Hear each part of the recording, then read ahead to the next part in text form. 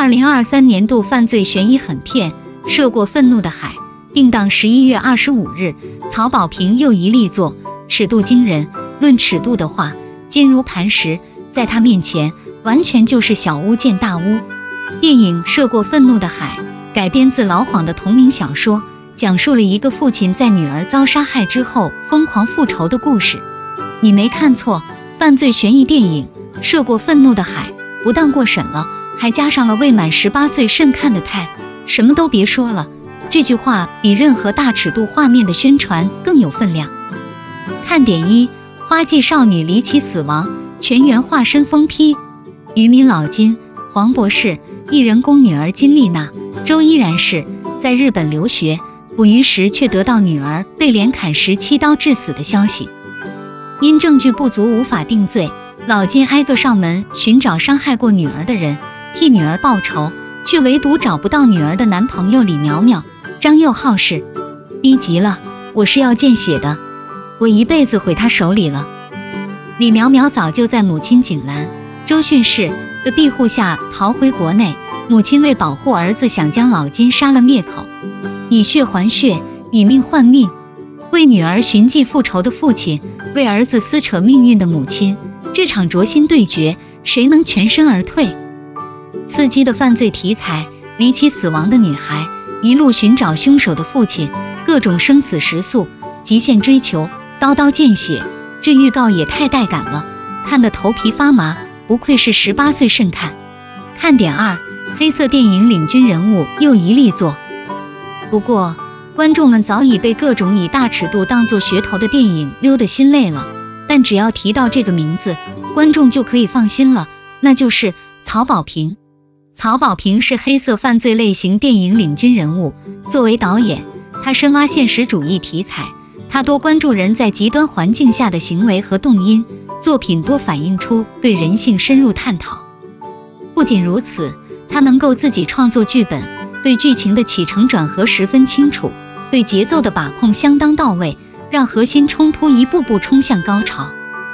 他自编自导的《光荣的愤怒》、《厘米的猜想》、《烈日灼心》等都是豆瓣超8分的佳作，其中《烈日灼心》被不少观众认为是中国影史最好的犯罪悬疑片，而同样作为灼心系列3部曲其中的《涉过愤怒的海》，在延续系列内核的基础上做出升级，尝试融入更多的年轻元素，令影片兼具商业与质感。除了预告吸引人之外，该剧的演员阵容更是绝了，光看这2位主演的名字，好像几10亿的票房已经入账了。先说女主角周迅，饰演为保护儿子化身疯批的母亲景兰。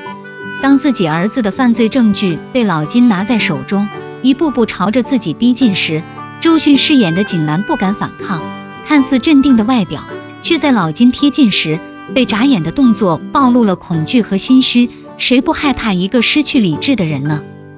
可当他为保护儿子决定开车撞死老金时，脸上比杀意更浓的情绪是惊恐，眼中含着泪水，看似无神却异常坚定。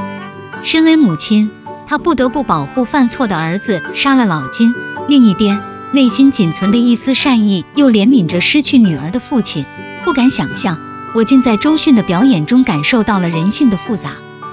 而看着儿子被仇人抓住肆意凌辱，周迅被卡在车里出不来，拼命的伸手却无济于事，撕心裂肺的嚎叫穿过屏幕，尽显一个母亲的绝望。